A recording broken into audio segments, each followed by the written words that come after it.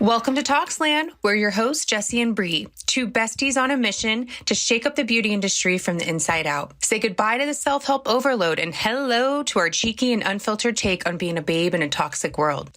Let's get toxic. Welcome back to part 2 of our interview with Dr. Michael Kim. Let's get into it.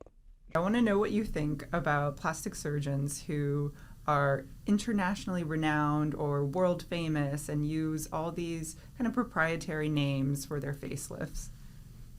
Yeah, I mean, there are definitely some surgeons out there who deserve the recognition. They're innovators. They've done a really good job. They're really good communicators. But some of them, they're also good marketers. And, doing a named lift is kind of in style, So it's essentially something people just make up and they brand. Yeah, and it's actually, there's some brilliance to it, but I prefer to just call it what it is. An extended deep plane facelift. Not like a Rose City lift or a Bridge City lift or something like that. Hey! Or maybe we should. I'll take 2. Exactly. What was it? Give me 14 of those. Under the bridge.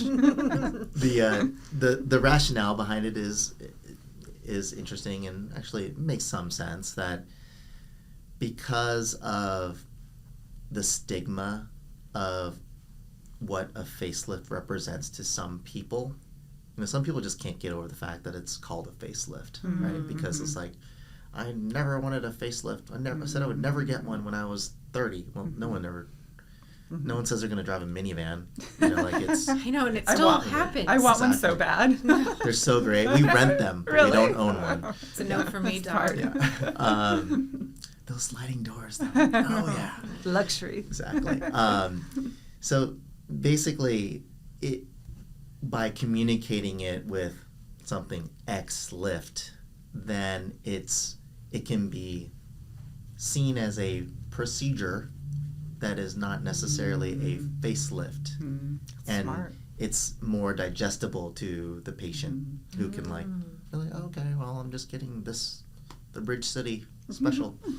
I'd imagine, especially for men, that's a little bit more digestible. Possibly. Or, yeah. I mean, I'm asking the you. bro lift. Yeah, the bro. It's even like something that's somewhat relatable is, there's people that are like, no lip filler, but I'll get a lip flip.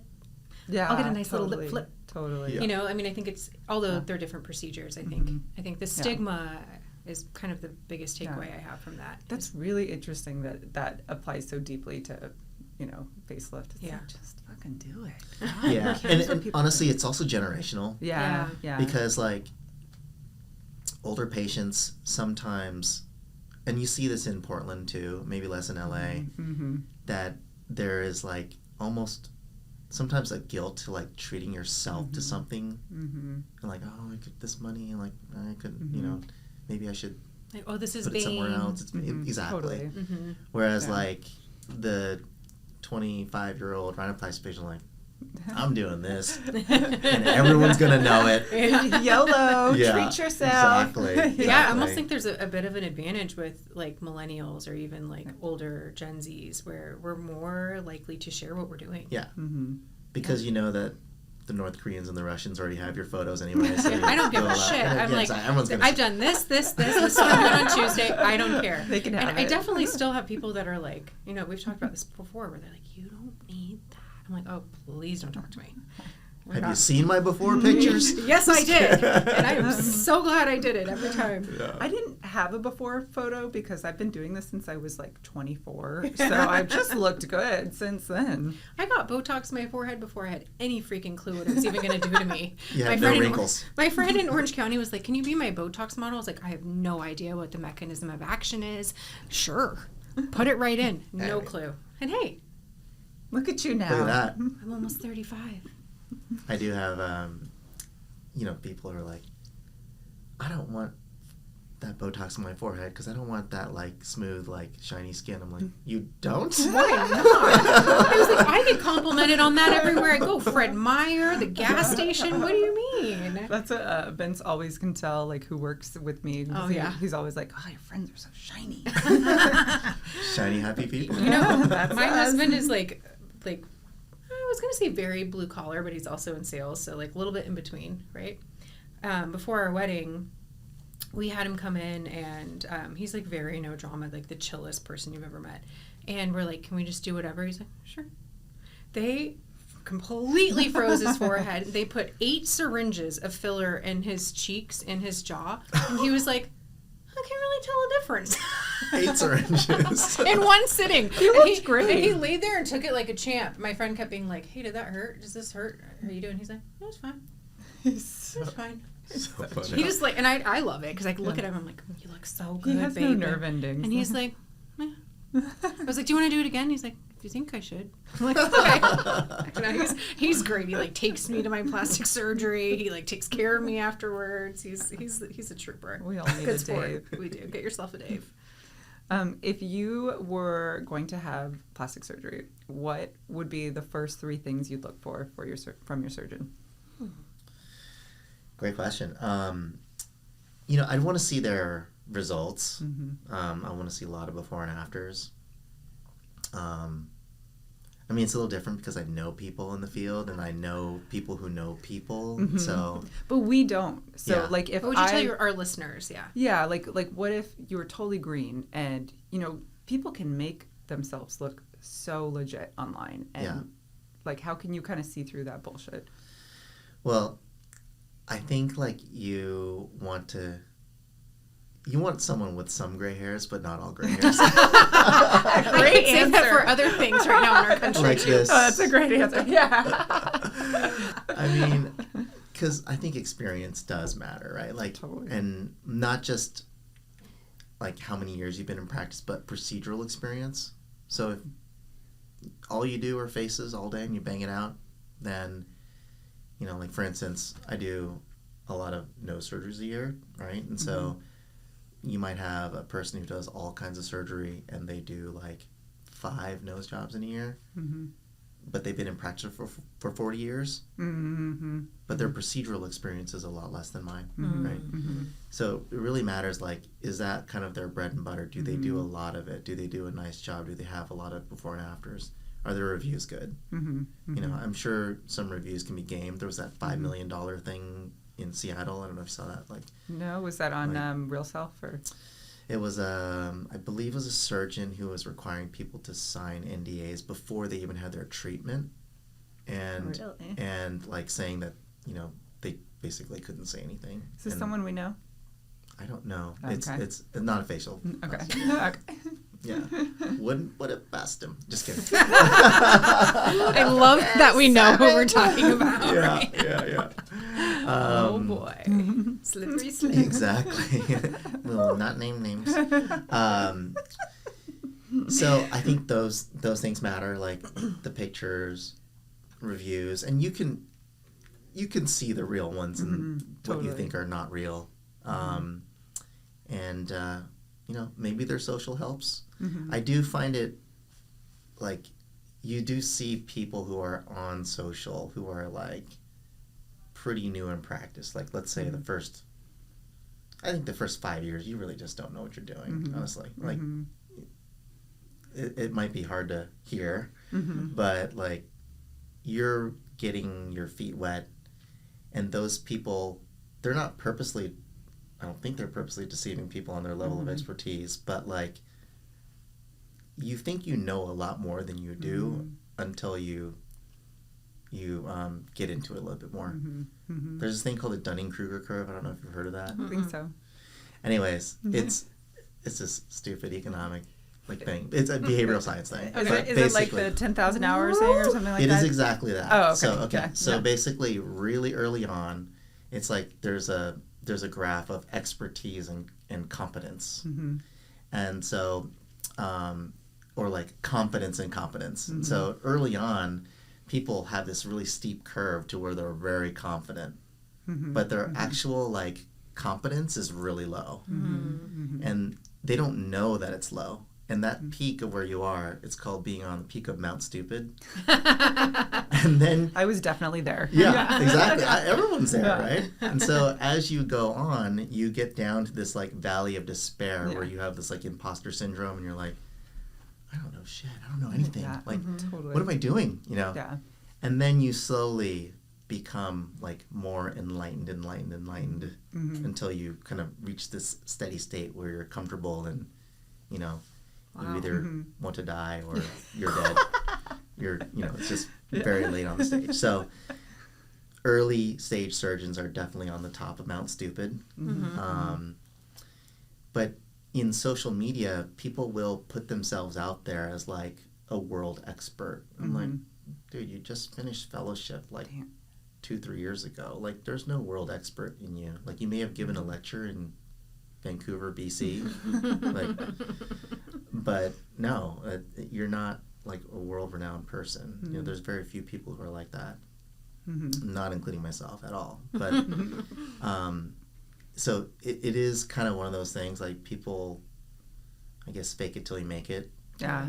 It just seems so dangerous in the world of medicine. But I guess, I mean, you do it in so many different types of business. But when it comes to surgery, it's a little freaky. Oh my gosh! But I mean, I can do this. At the same time, I guess everyone has to start somewhere. But it's a kind of a scary thing to consider. So do your research outside of real self. You know, look at multiple review platforms. I think is important too, right? Real Self's a tough one. I have a kind of a love-hate relationship with them, or a hate-hate relationship I with think them. it's totally like fallen from grace. Like, I don't think anyone really thinks of it, especially with like specific reviews for people.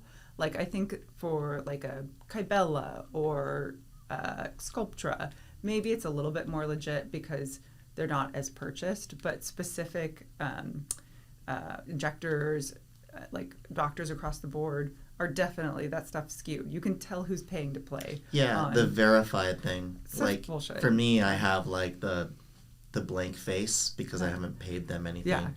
But the thing about it is they have this verified badge, and they are couching it into like, they're saying that it's like a way to, you know, we're verifying their license and their professional standing and all these things, and so they're verified.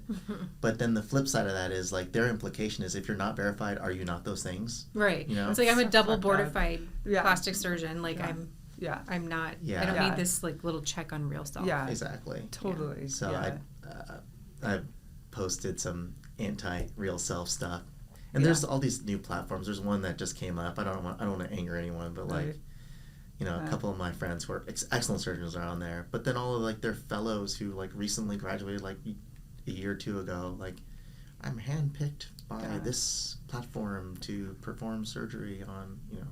It's all pay to play now. Yeah. I mean, that's why I feel like as a society across the board with everything, I have so much mistrust, because everything is, they've purchased an ad to put it in front of your face, you know? Yeah. It's like the Samba thing. Yeah, I actually have a good question that is not on our list, and it just came to mind. When you look at your patients that you've treated and will treat, do you feel as if people in the industry have better or worse expectations patients who are not? I think better. Okay. Yeah, I do. Cool. I think What should we do next? I think in general nurses are great patients because they like understand people go through a healing journey. Yeah. You know, like that it's not like, and maybe surgeons and like myself are responsible for this, but you know, we often will do like a before and an after, but sometimes we lose the in between. Yeah. And the in between stages are sometimes the hardest part of the journey. Really important. But they're so worth it. I'm sick. I love surgery. I mean, we both, that is like a very real reason why we also started this podcast. We love every second of it. Like, I love the highs and lows and No, waking that is up and you're weird. healing and you're like, I knew I'd get here. Like, it's very strange. Like, I liked childbirth. Like, I liked going through this up think and I'll down like of it too. pain. I know, we're sick. we might be, but we're in Toxland, honey. Yeah. Yeah, I think it allows me to thrive in my career because I can really help patients navigate that. Like, I know that you're feeling freaked, even if Yeah. it's something as silly as like, I got my lips filled yesterday, I'm bruised, and I look like a freak. But I think that's why I asked that question, because I feel like it could go both ways, right? You could have somebody who's like hyper fixated on the smallest things because they're obsessed with this industry, or they could just have great expectations. And Yeah, I mean, I think that, like, I think it's all about managing expectations. Mm-hmm. And sometimes, you know, I'll have a patient come in with, like, I've literally had, like, patients come in with a Pinterest board of, you know, 100 different images of exactly how they want their nose to look like, and on celebrities who have way different, like, facial structures and all that stuff. Mm-hmm. And so my go-to line, sometimes my mouth gets me in trouble too, so, like, I can relate. I'll say, like, it's not like Mr. Potato Head. You can't take this nose and put it on this potato. Actually, a really good analogy. You should use really, that. That's really good, especially should for use lips. that with lips, yeah. Oh yeah, I'm using that. Do people get offended? Maybe a little bit. You know what? They can deal. Yeah. What do you mean? I'm not a potato? We have to create the best shape for you. Yeah. You know? We have to think about transitional zones. Exactly. What would you give advice-wise to business owners now? Like, if you were to go back and, let me rephrase that. What would you go back 10 years and tell yourself as a business owner? I wasn't in business 10 years ago, but I would tell myself to have left earlier. I think that, like... Yeah. Like, take a leap of faith? Yeah. Mm-hmm. I think it was hard.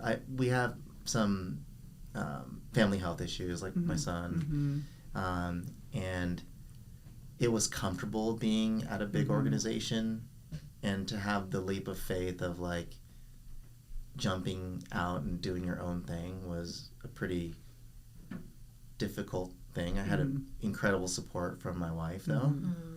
Like, we had just built a house, and she's like, we haven't been in it very long, so if we have to sell the house, we'll sell the house. I'm like, we're not selling this house, no. That's so sweet. Yeah. And so we didn't have to sell the house, which is nice because we had a place to live. Thank goodness. Yeah. I can imagine, like, especially with those circumstances, you have to consider benefits and all of these things For that sure. you then have to, like, really bring in the bacon on your own. For sure. And, like, are people going to come? Are they going to find me? And, you know, some fights with the previous employer. And but they found me, and I'm just They so found you. grateful that it happened.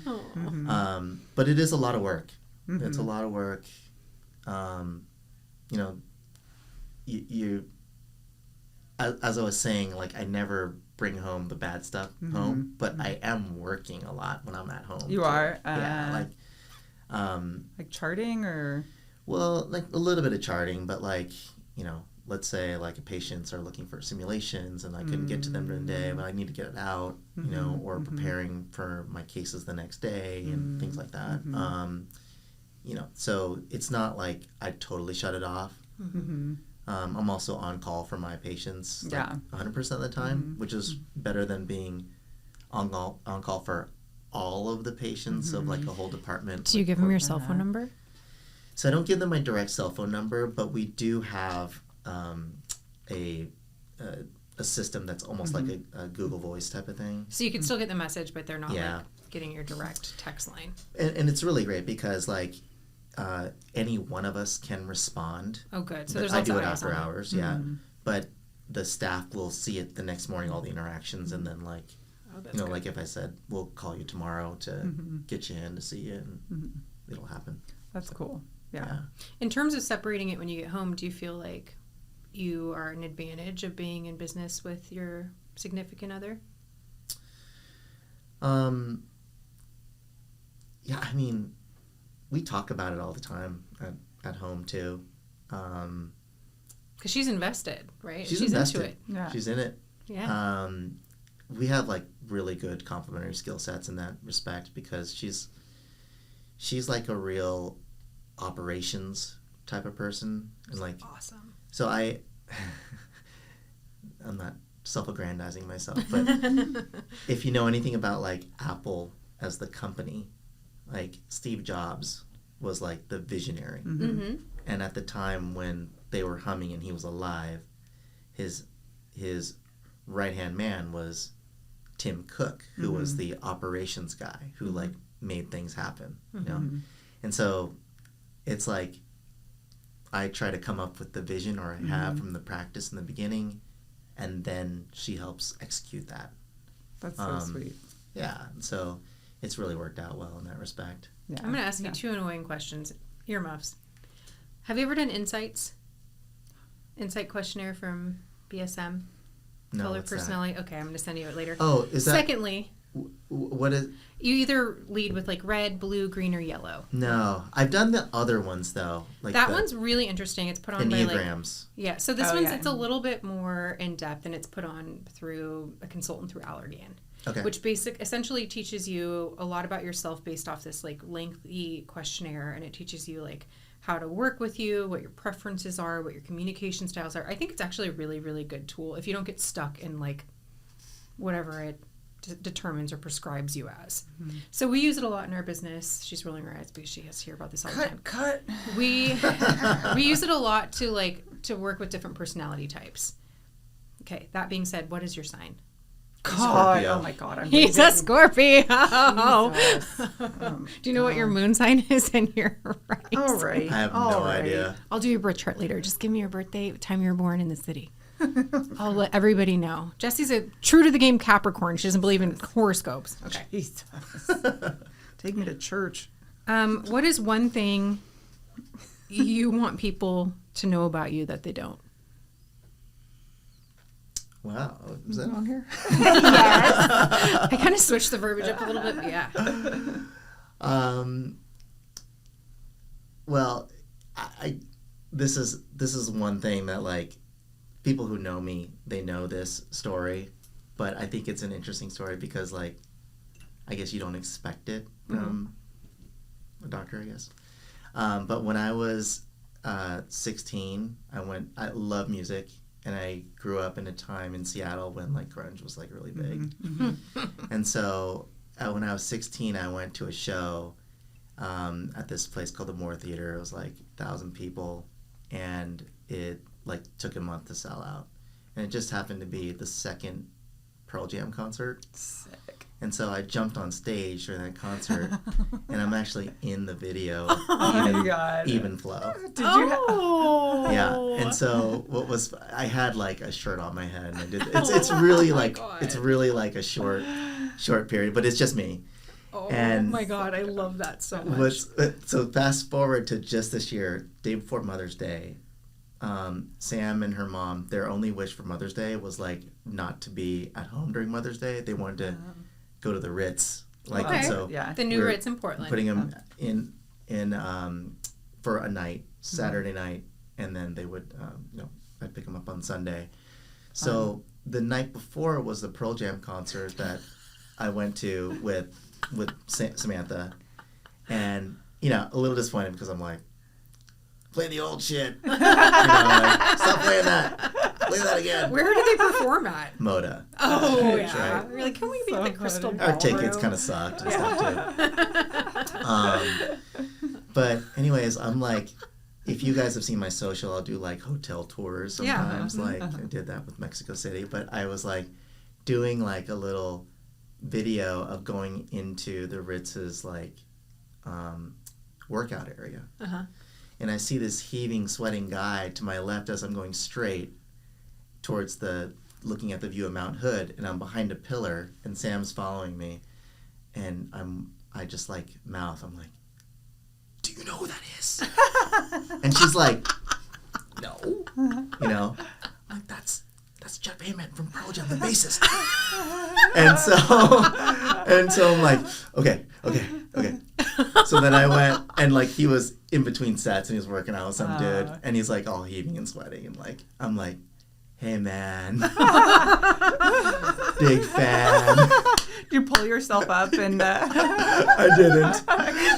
You're like, remember this one time? Yeah, exactly. It's right up here. Yeah, it's like your background on your phone. exactly. It's like a big fan. It's like, oh yeah, well, like how long you been like fan? I'm like, yeah, I went to the More Theater concert way back in the day. It's like, all right on, and then we like fist bumped. Oh, that's sweet. And that Were his was knuckles it. sweaty? A little bit. I haven't washed my knuckles since. I can't wait. I mean, I did do surgery. So maybe a couple Put your times. gloves on, so it's fine. Yeah, Put your gloves your Yeah. sterile gloves on. Exactly. But he, of course, I'm like, great concert. It sucked. It was terrible. Play the old joke. That is a good story. You were quick on your toes. That was good. I didn't ask him for a photo because he was all heaving and sweating, and so I was like, We're gonna use Pearl Jam as the outro for this. Oh, for sure. We're going to put a video. We're going to find him with a fan shirt. can't find a better man. Yeah, that's perfect. Okay, that is perfect. If you had to pick one song for the rest of your life, every time you entered a room, what would your theme song be? Good question. Let's see. I was obsessed with this song. It's not going to play well, but I was obsessed with this song. I was randomly at like River Pig, right? What? And I heard this song, and like all these people were going nuts with the song, and literally I was trying to like figure out what it was for like 2 months, or maybe like, I'm probably exaggerating, 3 weeks or so. Mm-hmm. And I would ask my staff, like who I operate with, I'm like, yeah, it's this song, and it goes like, you know, I was like trying to hum it, right? And they're like, what are you talking about? I'm like, yeah, but it's like a banger, because like everyone was like going nuts over it, and they're like, I'm not really sure what you're talking about. And then one day, we're playing just like today's hits or some kind of music, hip hop music, and I'm actually like operating on someone doing a bluff, and I hear it, and I look up right in, and I lock eyes with our scrub tech, and she's like, you know, like not mouthing like, what? I'm like, this is the song. Oh my god! What song is it? It was Mo Bamba by Sheck West. You know what I'm talking about? No, we're gonna play that too. I have no clue what you're talking about. Oh my I am gosh. crying. So good. What's your favorite playlist to put on in the operating room? We play like today's hits and stuff. I do like Chapel Roan, actually. I'm like, Okay, wasn't expecting that. yeah, and you know, like Sabrina Carpenter and all that stuff. Oh, like Sabrina Carpenter's so good. Pop Yeah. stuff Wait, Mo Bamba? by Sheck West. Is this new? No, Oh, it's like, what era is it from? I mean it's probably like 5 years old at this point. When they reconstructed my ankle, they asked me what I wanted to fall asleep to. I was like, put on some It's Elton actually my John. ringtone, and it's really Did you pay for it? I did. and it's really, so when you guys hear the lyrics to it, you will see that it's really awkward when it's like my mom calling. My daughter saw, like, you know, it's my mom's calling, and it's like it basically starts off like, I got hoes calling a young something's phone. Anyways, it's a great song. Like, it's a banger. It is. That one time at River Pig. What about you, Jesse? What would be your theme song? God, I don't know. I feel like that's something I really have to think about. I'm glad you had an answer right off the top of your head. He's quick. He has to be. He saves lives under the knife. Yeah. I mean, I'm gonna say this now, but regret it. I feel like it would be a Spice Girls song, Huh. like, because I they're was just gonna like think make he you was gonna feel say good. Disney song, but okay. No. Okay. Yeah. You? Spice up your life, like that maybe. Oh, that's a good one. Yeah. Yeah. Or stop right now. Thank you very much. I mean, all of their I'm just songs like are a so little fun. too young for the Spice Girls, so She's so I'm young. not a fan. She's just like so I'm not young. not a fan. I'm just not into it. So Okay. I would. What NSYNC song would you like? Bye. I would do. Okay. This must be the place by the Talking Heads. You guys don't know that song? Home is where I wanna be. Boring. Pick me up. Whatever. I'll send it to both you when you're done. Who would you put money on in a fight, me or Bre? Be honest.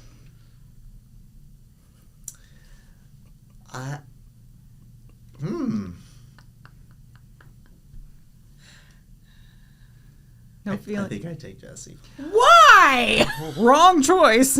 I would kick her ass. But She actually already has multiple times. I want to know why. Confess. Well, Do I look like I work out? I was trying to think of like who'd be the angry or drunk. Oh. Oh my god, I'm like the nicest drunk ever. Okay. Thank you. It's definitely her. I'm like, oh my god, I love you. Oh yeah, about I should have figured that out from. The thing about me is I'm passive aggressive. So the minute I get a little tequila, everything comes out. I'm like, this is how I feel about this, and that. And then, by the way, I'm just kidding. I've only slapped her once in almost a decade, and she deserved it. Matador, remember? Anyways. Tequila. You said? Tequila.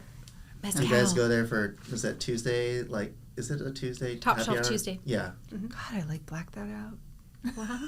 She slapped me in the middle of Matador. I am so happy that he gave you that sympathy vote.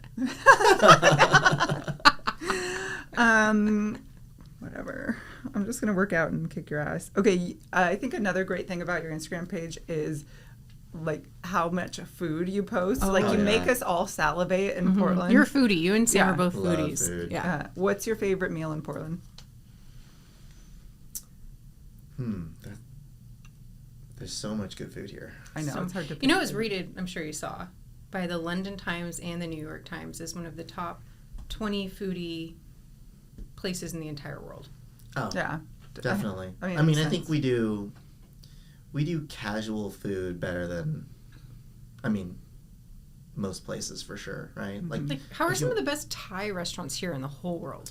They really are. They're really good. Yeah, it's pretty cool. R.I.P. I think that if you want to go like just classic, where I take people, like when they come into town, I think Nong's is great. Never been there. Nong's Khao Man Gai. Where's It's- that? Okay, now I'm hungry. It's actually pretty close to here. Mm. It's on Ankeny and like just I don't know, maybe 10 blocks, like closer to the river. She makes this like it's called Hainan chicken, and it's like poached chicken that is on just chicken, rice, and like sauce, Yeah, cilantro. sounds delicious. So good. Oh my gosh, my stomach. It's supposed to be a really good like hangover food too. Yeah, we need I that. never had a hangover. If you had a death row meal. Well, that's my question that I already asked them. No. That's Death not row meal? It's not Yeah. death row. This Okay, favorite well, we restaurant are in out of Portland. time. No, we're not. Okay. Death row meal. Favorite beverage, appetizer, main course, and dessert. Crunchwrap Supreme. Shut up. See, we needed to know this. No I way. love Crunchwrap Supreme. Would you get mild sauce or fire? I get fire. Okay. I get fire. I also do the black bean. I don't do the meat. Beverage. I do like gin and tonics. Okay. Maybe an IPA. That's like kind of like my style usually. Okay. Good to know. Dessert, creme brulee. I like creme A brulee. little. Yeah, exactly. We speaking of like worst, most useless wedding gift ever is we registered for a creme brulee torch in Ramekins Did you use it? like once, but then my daughter started using it like last year. So it- Yeah, it I works heard out. that she's Yeah. a foodie too, Yeah, so that's She likes food too. It's got multiple purposes. Exactly. Okay, so wrapping things up, we wrap every episode with toxic stories. Do you have you done anything toxic lately? I was just on vacation, so I didn't have much toxicity in my life there. Oh, sure. But prior to that, I told you guys I had this journey that I'm going on. I'm getting veneers, and so people Welcome to have the club. seen. Thank Yeah. you. It's a great club to be in. It's like Soho House for dental For your work. mouth.